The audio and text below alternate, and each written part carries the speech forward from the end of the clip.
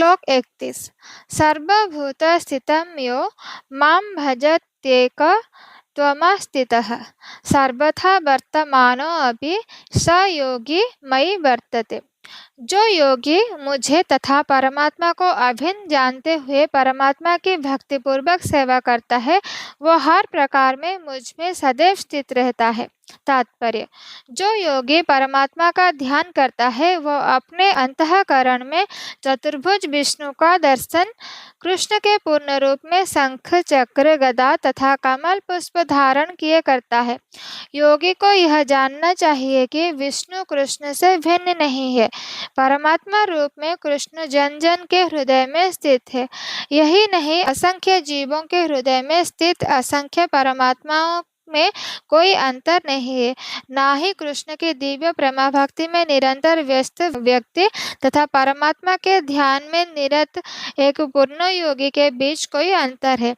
कृष्ण भावनामृत में योगी सदैव कृष्ण में ही स्थित रहता है, भले ही भौतिक जगत में वह विभिन्न कार्यों में व्यस्त क्यों न हो। इसकी पुष्टि श्रील रूप गोस्वामी कृत भक्ति रसामृत सिद्धों में हुई है।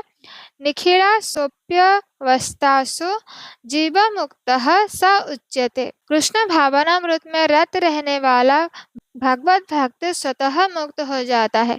नारद पंचरात्र में इसकी पुष्टि इस प्रकार हुई है। विकलाद्यनावच्छिन्ने कृष्णे चेतो विधाय च तन्मयो भवति क्षिप्रम जीवो ब्रह्माणि जोजयति। देश काल से अतीत तथा सर्वव्यापी श्री कृष्ण के दिव्य रूप में ध्यान एकाग्र करने से मनुष्य कृष्ण के चिंतन में तन्मय हो जाता है और तब उनके दिव्य सानिध्य की सुखी अवस्था को प्राप्त होता है।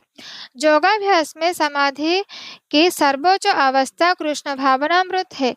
केवल इस ज्ञान से कि कृष्ण प्रत्येक जन के हृदय में परमात्मा रूप में उपस्थित है, योगी निर्दोष हो जाता है। वेदों से भगवान की इस अचिंत्य शक्ति की पुष्टि इस प्रकार होती है।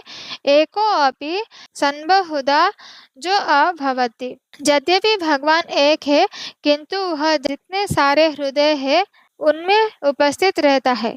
इस प्रकार स्मृति शास्त्र का कथन है। एक एव परो विष्णुः सर्वव्यापी न संशयः ऐश्वर्यात् रूपमेकं च सूर्यवत् बहुधेयते। विष्णु एक है, फिर भी वे सर्वव्यापी है। एक रूप होते हुए भी वे अपनी अचिंत्य शक्ति से सर्वत्र उपस्थित रहते हैं। जिस प्रकार सूर्य एक ही समय अनेक स्थानों में दिखता है।